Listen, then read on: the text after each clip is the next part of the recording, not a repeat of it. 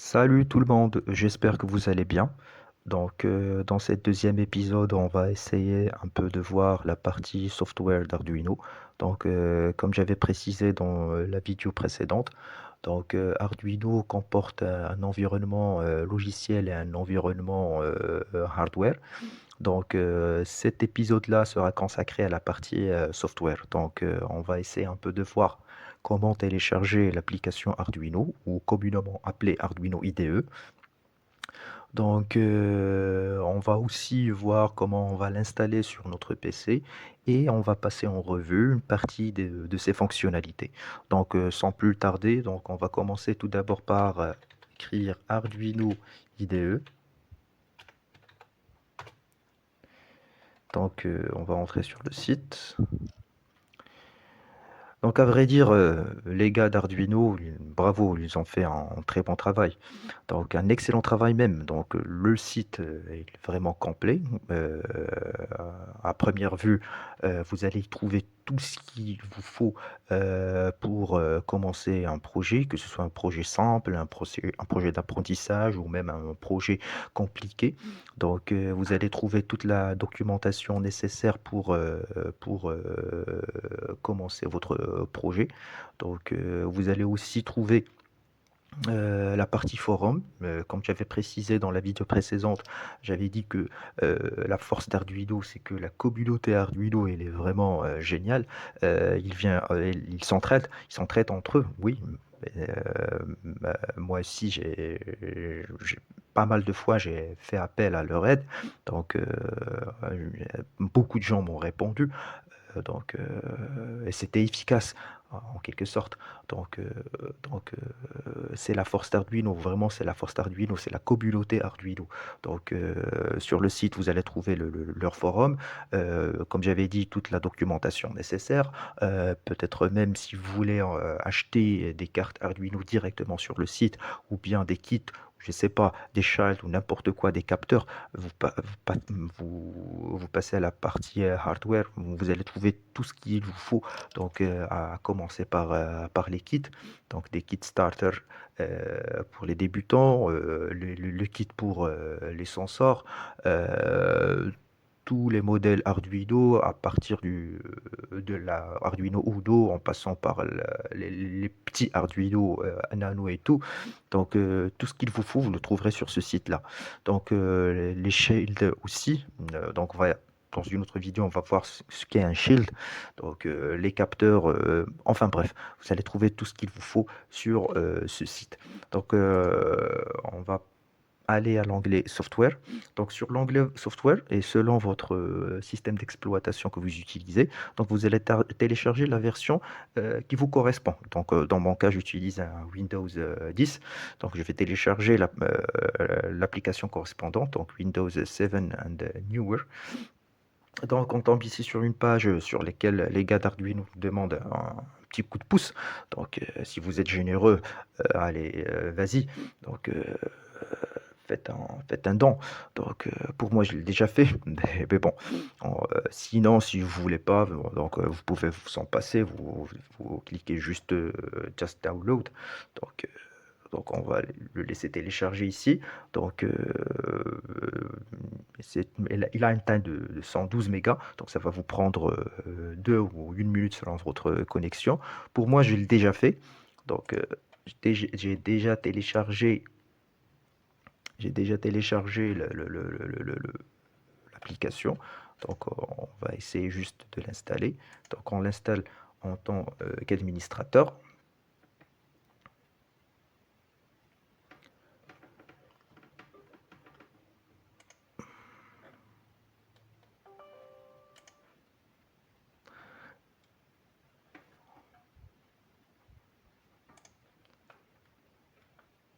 I agree. On laisse toutes les options cochées. On met install. L'installation va vous prendre un peu, selon les performances de votre PC, entre 3 à 1 minute. Ce qu'il faut peut-être savoir, c'est que le logiciel Arduino ou l'environnement Arduino, l'environnement logiciel a été développé par le langage Java, et alors que plutôt, alors que le langage qui sera utilisé pour écrire les programmes qui seront exécutés sur la carte Arduino, on va les écrire en langage C. Donc, pour les novices en informatique, ne craignez rien. Donc, vous n'avez pas à savoir ce qu'est le langage Java ou le langage C. Chaque chose va venir en son temps. Donc, c'est juste à titre d'information que je vous ai indiqué cette information-là. Donc, on va attendre un peu jusqu'à ce qu'il installe tous les packages nécessaires et on va revenir pour voir la suite.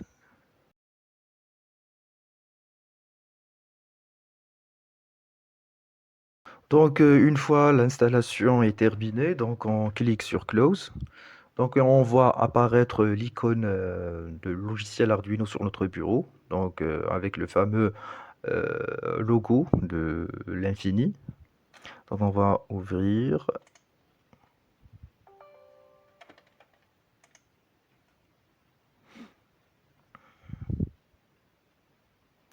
Arduino.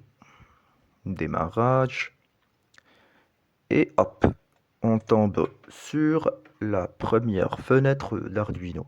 Donc, une fois que le logiciel Arduino s'ouvre, ou l'environnement du développement, à proprement dit, on appelle environnement de développement donc d'Arduino, donc on va tomber sur cette fenêtre-là qui comporte quelques lignes. Alors, mais qu'est-ce que c'est ces quelques lignes-là?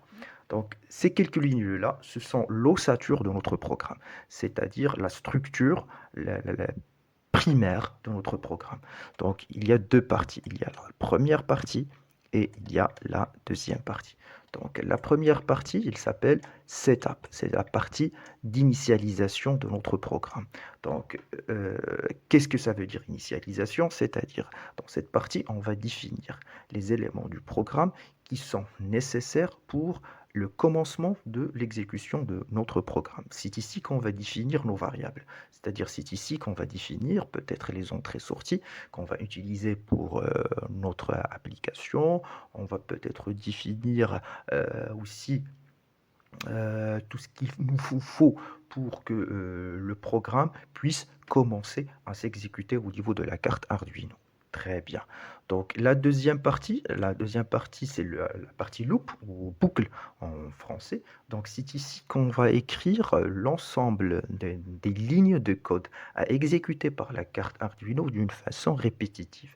C'est-à-dire que Arduino va venir ici, il va lire la première ligne, il va l'exécuter, la deuxième ligne, il va l'exécuter, ainsi de suite, jusqu'à arriver à la dernière ligne. Quand il va exécuter la dernière ligne, il va enchaîner par la suite à l'exécution de la première ligne et ainsi de suite jusqu'à l'infini, jusqu'à ce qu'on va interrompre, nous, le programme ou bien que on va insérer une ligne qui va interrompre le programme au cas où il y a, je sais pas, un événement qu'on va définir par la suite. Je sais très bien que c'est un peu flou pour les gens qui sont un peu novices en la matière, mais bon, on va essayer de voir la chose avec un exemple. Donc, comme j'avais dit, les gars d'Arduino, ils ont fait un travail vraiment magnifique. Donc, un grand merci pour David Mélis, donc l'élève ingénieur ou qui a développé le premier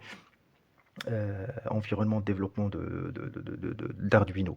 Donc, on va aller sur Fichier. Donc, on va aller sur Exemple. Alors là, vous allez trouver une caverne d'Alibaba, des programmes à installer ou des programmes à exécuter sur votre carte Arduino. Vraiment, ici, il y a un tas d'exemples de projets que vous pouvez réaliser avec votre Arduino. Donc, on va aller mollo. Donc, on va aller à la première application que tout un chacun a commencé avec. Donc, c'est le Blink. Donc, on va aller à Basic, puis Blink. Donc, Blink, c'est le programme Arduino qui permet d'allumer et d'éteindre une LED. Donc, ce qu'il y a de plus simple. Donc, on va l'ouvrir, comme vous le voyez ici. C'est tout ça. Mais ne craignez rien encore une fois. Donc, ce qu'il faut retenir, c'est que lorsque vous allez voir ces deux signes-là, c'est juste un commentaire. C'est-à-dire qu'on commente notre programme. Qu'est-ce qu'il fait? Qui a écrit le programme? Je ne sais pas, n'importe quoi. Un commentaire, vous le mettez entre ces deux signes-là. D'accord? Donc, on va s'intéresser d'où? Aux deux parties que j'avais déjà expliquées, c'est-à-dire la partie setup et la partie loop. Ces deux parties, ils forment vraiment l'ossature de notre programme. Donc, la partie setup, donc ici, on voit initialize digital pin LED blind as an input. Donc, ici aussi, c'est un commentaire. Donc, c'est pas une ligne de programme que Arduino va exécuter. Pin mode LED build in output. Tout simplement, par cette ligne-là, on initialise la LED déjà soudée sur la carte Arduino à être une output, c'est-à-dire une sortie. Donc ici, on a initialisé la LED en tant que sortie. D'accord? Donc cette partie-là, on va initialiser tous les éléments qui vont être utilisés par notre carte.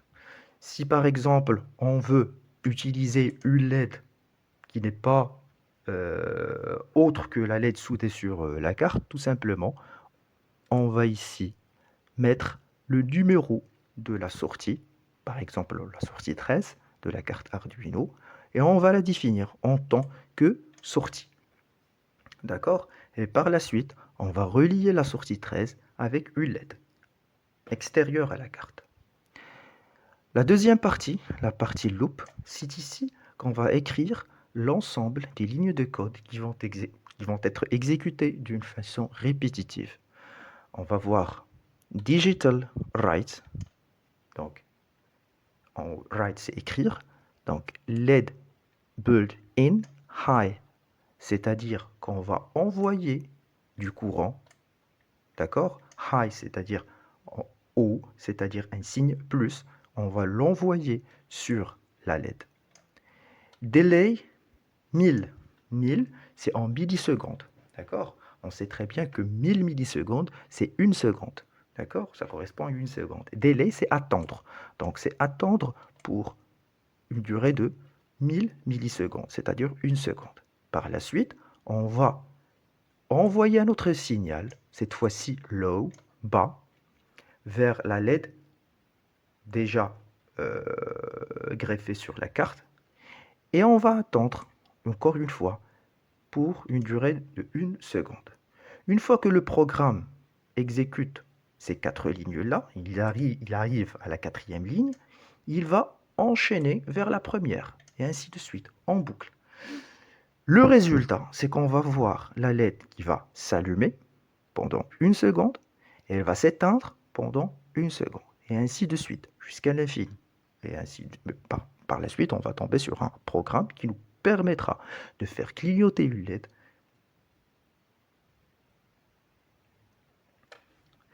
Bon, euh, vraiment c'est génial.